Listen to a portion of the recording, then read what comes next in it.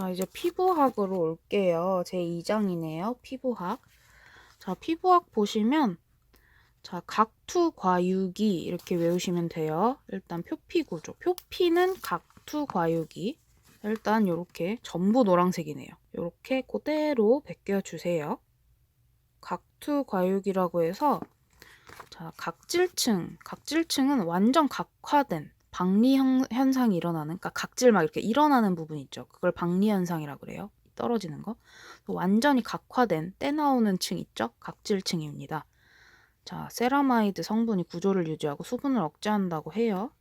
그리고 여기에는 각질층에는 천연 보습인자가 있다고 합니다.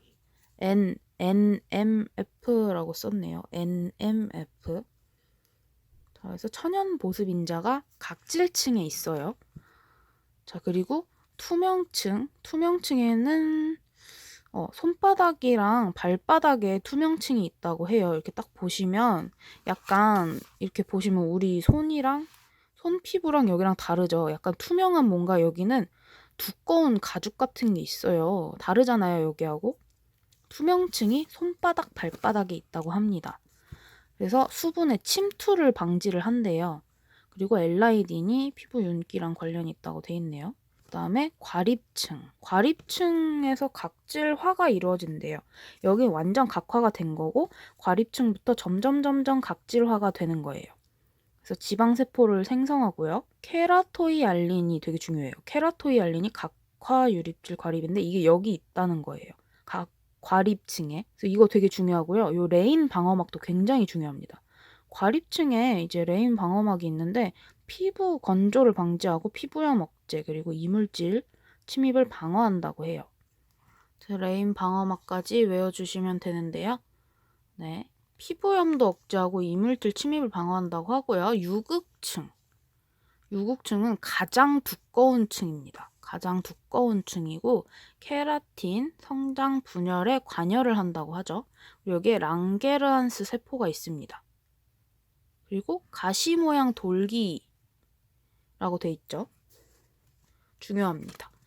유국층은 가시 모양 돌기. 자, 그리고 기저층을 보시면 유두층에 영양을 공급한다고 해요. 그리고 새세포를 형성. 기저층에서 세포를 형성한다고 하죠. 그리고 털의 기질부, 모기질, 그리고 멜라노사이트, 피부색을 결정하는 멜라노사이트, 그리고 머켈 세포가 이제 촉각을 감지하는 머켈 세포가 요 기저층에 있다고 합니다. 요거는 그대로 전부 외우시면 돼요.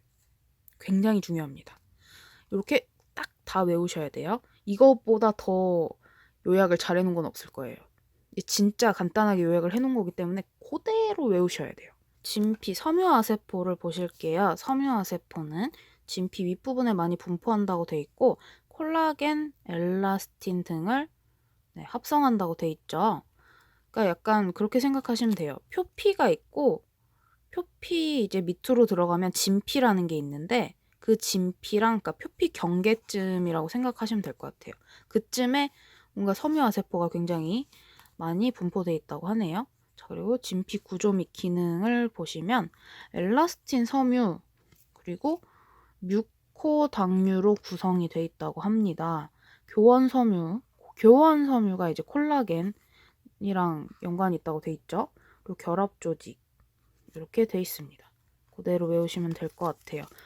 저는 지금 이렇게 그냥 읽고만 있는 이유가 솔직히 내용이 생각이 안 나요. 근데 여러분들한테 일단 글씨도 혹시나 못 알아보시는 분들이 계실까봐 제 글씨가 워낙에 날려서 그래서 좀 읽어드리고는 있는데 여러분들 책이랑 비교해가면서 보셔야 돼요.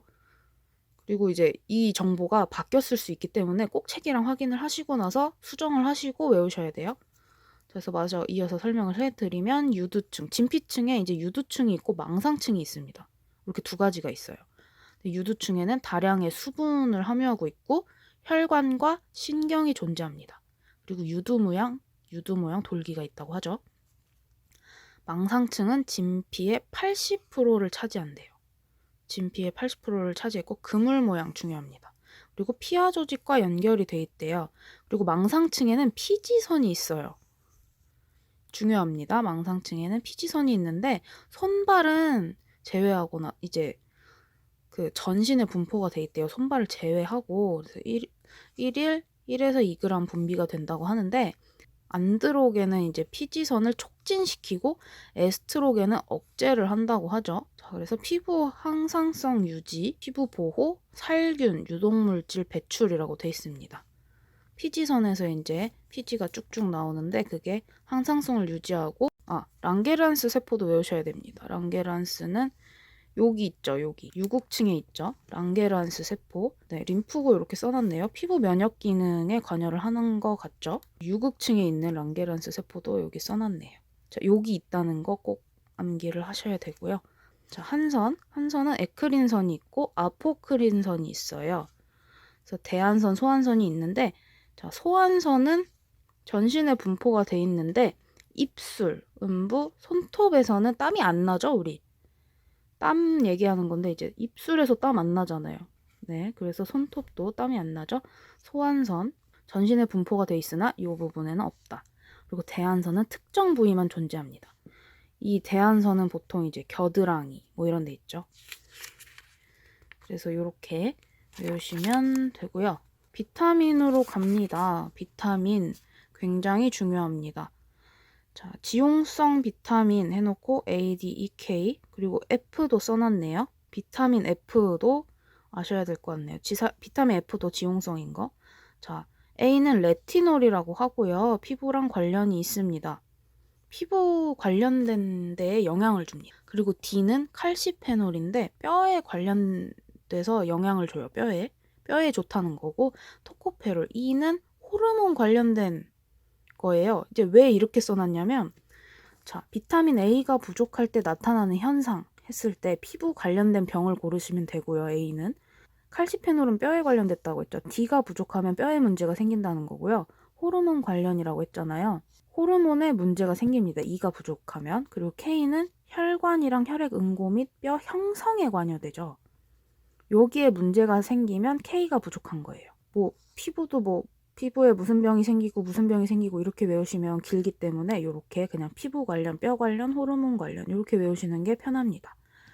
그리고 C는 아스코르빈산이라고 해서 모세혈관을 강화하고 피부 손상 억제, 그리고 멜라닌 생성을 억제한다고 하죠. 아까 요 멜라닌 생성을 억제를 한다는 건 멜라닌 색소가 이제 적으면 피부가 하얘질 거 아니에요. 비타민 C가 피부 하얘지는데 도움을 준다고 했죠. 자, 이제 그게 또 여기 나오는 겁니다. 자, 그리고 이제 비타민 F가 하는 일이 또 나오죠. F는 리놀레산이라고 해서 감마 리놀레산을 생성한다고 해요. 그래서 항상성 향상을 해주고 혈관 질병을 예방해주고 갱년기 증상을 완화해준다고 합니다. 근데 요거는 이거 외울 때 외우시면 좋긴 한데 요거까지 못 외우겠다 하시는 분들은 요거까지만 외우시면 될 것 같습니다. 자, 그리고 척추는 왜 뜬금없이 여기에 써놨는지 모르겠는데 이것도 중요해요. 척추는 몸과 머리의 움직임, 척수를 보호하고 성인 척추. 자, 이제 4개의 만곡. 이거는 뭔 얘기냐면 척추는 이제 척수를 보호하는 역할을 한다는 거고, 척추가 하는 일은 몸과 머리의 움직임을 이렇게 조절해주는 중추 역할을 하죠. 그리고 성인 척추에는 4개의 만곡이 있다고 합니다. 요 3가지 외우셔야 돼요. 이거 나올 확률이 높습니다. 우리가 뼈를 포기를 했어도 요런 기본적인 거 하나 정도는 외우셔도 되겠죠. 네, 그래서 중간에 써놓은 것 같네요. 쓸 데가 없어서. 자, 그리고 세포 소기관 봅시다. 세포 소기관. 사립체, 소포체, 골지체, 용해소체, 그리고 중심체 이렇게 있는데요. 자, 볼게요. 사립체는 미토콘드리아라고 해서 이렇게 써놨네요. ATP, 아테노신 3인산이라고 써냈네요. 아테노신 3인산. 네, 이렇게 써있네요. 요것도 아마 중요하니까 써놨겠죠. 미토콘드리아는 호흡, 생리랑 에너지를 생성을 한다고 합니다. 자, 그리고 소포체는 조면 형질 내세망이 있고 골면 형질 내세망이 있네요. 그래서 과립형, 그리고 리보솜이 중요했던 것 같아요. 리보솜, 단백질 합성에 중요한 영향을 끼치는 리보솜이 중요하다고 알고 있고, 자, 무과리평, 대사 및 해독에 관여를 한다고 돼 있죠, 소포체는. 그리고 골지체는 지방 흡수 리소좀. 얘는 리보솜이고 여긴 리소좀이에요. 리소좀을 형성한다. 그리고 단백질 합성한다고 돼 있고요. 자, 이게 리소좀을 형성한댔죠. 이게 용해 소체가 리소좀이라고 해요. 소화기관, 청소부라고 돼 있죠. 그래서 외울 때 용해 청소체, 청소체 요렇게 외우시면 편합니다. 그래서 청소하는데 어딜 청소한다고요? 소화기관. 그리고 중심체는 세포 분열과 자기 복제에 관련이 있다고 합니다. 이렇게 딱 외우시면 되게 편하게 외우실 수가 있겠죠. 책도 한번 읽어보시고 요거를 이제 보시면 될 것 같아요. 네, 아주 징글징글하게 많습니다.